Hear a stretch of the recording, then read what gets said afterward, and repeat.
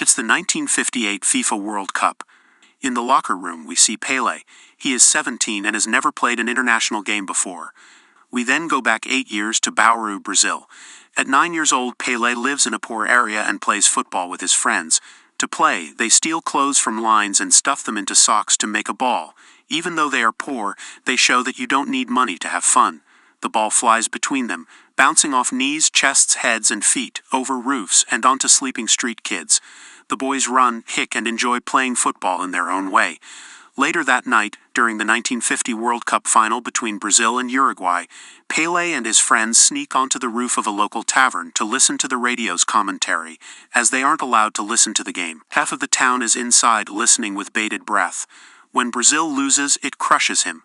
Pelé's father, among those listening, is devastated and cries.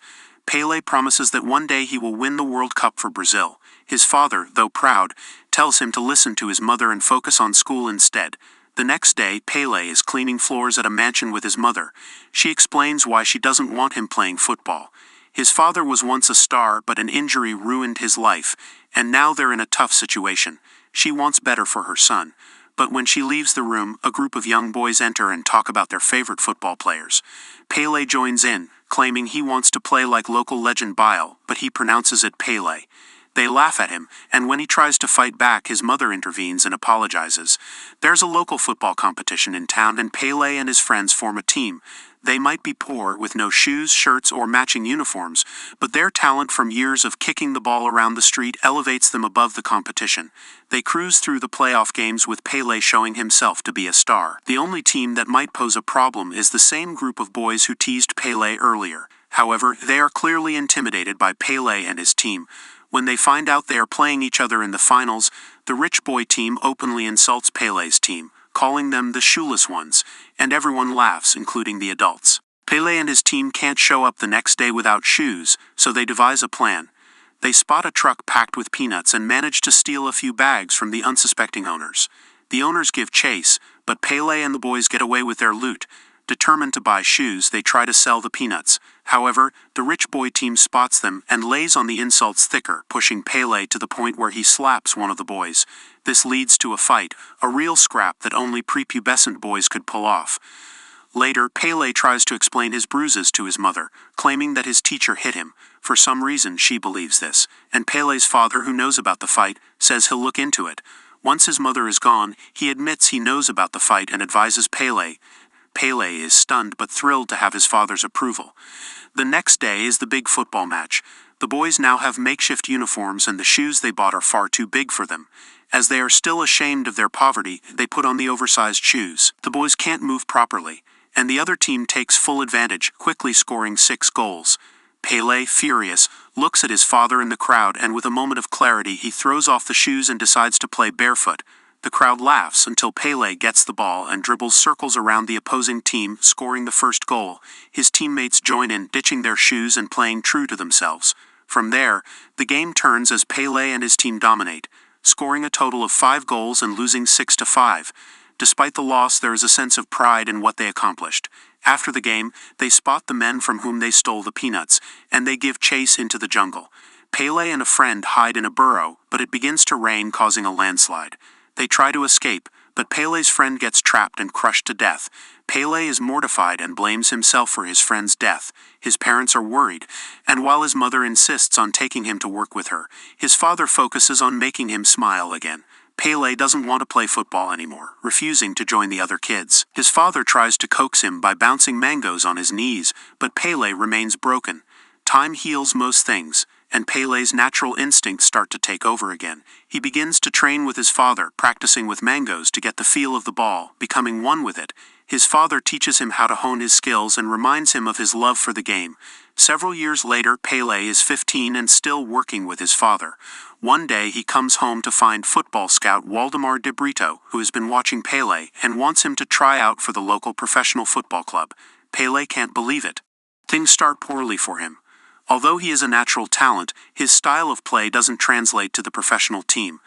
The coach wants him to play a more traditional style and stop bouncing the ball on his knees. Pelé tries hard to oblige but can't play that way. After several months, he decides to quit. While waiting at the bus stop, Waldemar confronts him and explains the origin of Pelé's style. known as the Ginga style, which dates back to slavery when African slaves used music to learn how to fight. After slavery was abolished, they transferred this skill into football. Even if Pelé didn't know it, this style is what makes him unique. However, it's seen as showy, and many blame it for Brazil's loss in the 1950 World Cup. Waldemar tells him to have the courage to show the world who he really is or go home. Pelé decides to stay. The next day is the football match, and Pelé tries to be a truer version of himself. He falters, falls, and makes a few bad plays. But then he remembers his father's training and sees Waldemar watching him. Inspired, Pelé lets go and plays his way, proving why he is considered one of the best of all time. He dribbles, bounces, and kicks the ball around the opposing team, driving it into the goal. The coach, amazed, asks what he just saw, and Pelé apologizes. The coach gives him a slap on the back and whispers, "Do it again." Pelé does, and he starts to shine with his style of play. Soon he makes a name for himself, playing in national matches around the country. Despite being younger than everyone, he stands out, and his parents are proud. One day, Pelé surprises them with a visit and gifts, including a radio to listen to the Brazilian World Cup team selection. Although Pelé thinks he's too young to be chosen, he is picked and will go to the World Cup. Things start badly as he meets the team, including a player from the team that used to bully him. Reporters criticize the Brazilian Ginga style as rudimentary and barbaric.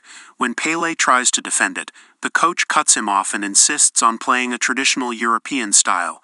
Despite the coach's insistence, the players struggle to adapt. Pelé injures his knee, putting him out for several weeks and possibly missing the cup.